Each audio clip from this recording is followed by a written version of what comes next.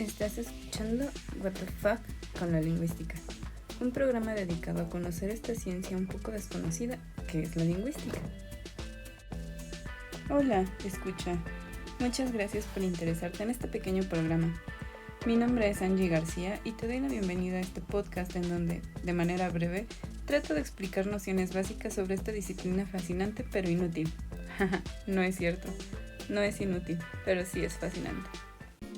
Hoy en día, la lingüística es reconocida ampliamente como una ciencia, con una comunidad académica activa y una variedad de métodos y enfoques para investigar el lenguaje en todas sus dimensiones. Su estatus como ciencia se refleja en la aplicación de métodos rigurosos, la formulación de teorías basadas en evidencia empírica y su contribución al entendimiento humano en campos como la psicología, antropología, inteligencia artificial y más. Pero esta disciplina no siempre tuvo un estatus científico como tal o siquiera un nombre. En este episodio, de manera muy breve y muy superficial, y desde puntos y aspectos que a mí me parecen interesantes, hablaré sobre la historia de la lingüística, haciendo énfasis únicamente a puntos clave y a ciertos personajes. Antes de que la lingüística tuviera un nombre y estatus científico, ya existían personas que se dedicaban a estudiar los procesos del lenguaje, la descripción de las lenguas y además su impacto cultural. Estos estudiosos pioneros, aunque no pertenecieran a una disciplina formalizada, sentaron las bases para el desarrollo de una lingüística moderna. Los primeros artículos que se tienen sobre el estudio de una lengua remontan al periodo entre los siglos V a.C. hasta el 4 después de Cristo. En Grecia, Platón y Aristóteles, dos de los filósofos más influyentes de la historia occidental, realizaron profundas reflexiones sobre la naturaleza del lenguaje, sentando las bases para la filosofía del lenguaje. En su diálogo Cratilo, Platón explora la relación entre el lenguaje y la realidad. Sostiene que las palabras no son meras etiquetas arbitrarias para los objetos, sino que tienen una conexión natural con las ideas o formas perfectas que existen en un mundo ideal. Con estas reflexiones postuló la teoría de las formas. Esto quiere decir que las palabras, para Platón, son imperfectas y solo representan de manera imperfecta las formas perfectas que existen en un mundo ideal. En sus textos se puede ver un sentido etimológico, ya que buscaba descubrir el origen y significado verdadero de las palabras, creyendo que éste podía revelar la esencia de las cosas, y con ello hizo una crítica al lenguaje convencional. Platón era consciente de las limitaciones del lenguaje convencional y de su potencial para engañar y confundir. Por su parte, Aristóteles en su obra Organón analiza la lógica del lenguaje y la forma en la que las palabras representan conceptos universales. Para él, el lenguaje es una herramienta fundamental para el pensamiento y la comunicación.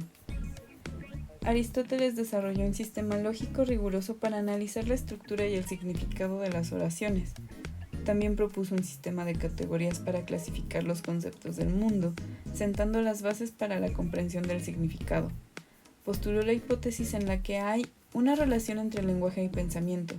Estableció una conexión estrecha entre el lenguaje y el pensamiento, afirmando que el lenguaje es una expresión del pensamiento racional. Por otra parte, en la India se dio un estudio detallado del sánscrito, que es la lengua sagrada de los hindúes.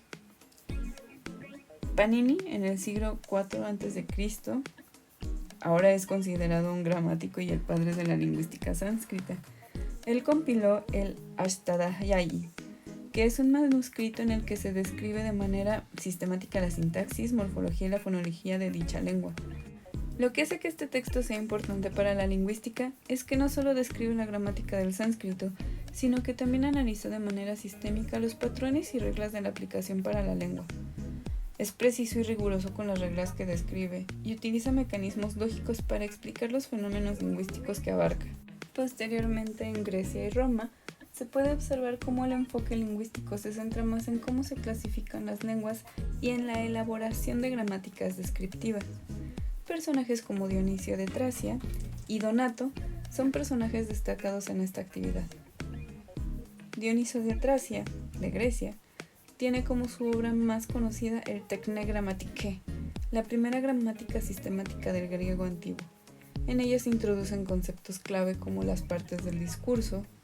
Estas son nombre, verbo, adjetivo, adverbio, preposición, conjunción e interjección, los casos gramaticales y los modelos verbales.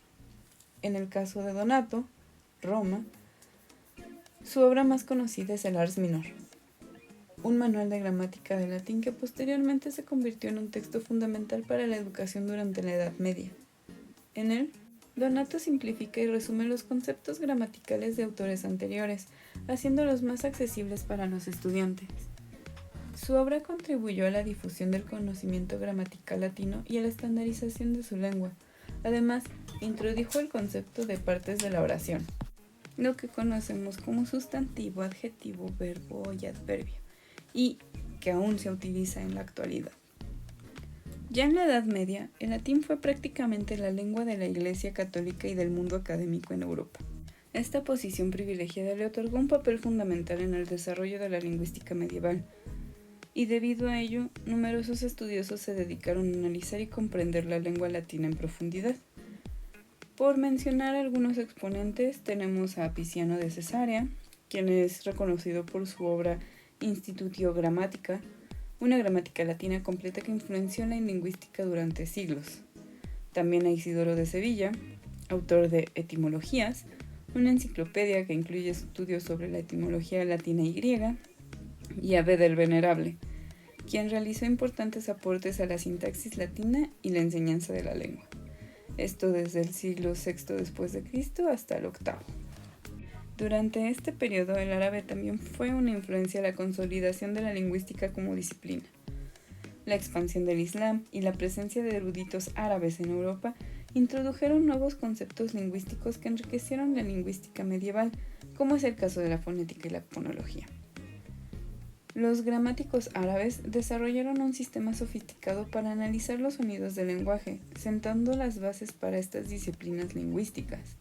Conceptos como la raíz y el morfema también fueron introducidos por estudiosos árabes.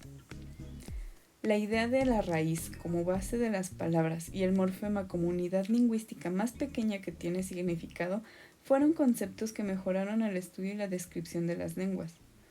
Sibawayh, en su obra El libro de la aclaración, que es una gramática del árabe, introdujo conceptos clave de fonética, fonología, prosodia y morfología. La interacción entre la lingüística latina y la árabe durante la Edad Media también generó un intercambio fructífero de ideas y métodos. Los estudiosos europeos se familiarizaron con los conceptos árabes, mientras que los eruditos árabes se inspiraron en la tradición gramática latina. La historia de la lingüística es un recorrido muy interesante para comprender cómo poco a poco se iban conociendo y detallando los componentes del análisis lingüístico y, posteriormente, sentando las bases para entender a la lingüística como una disciplina y, gracias a su rigor metodológico, conseguir su estatus como ciencia.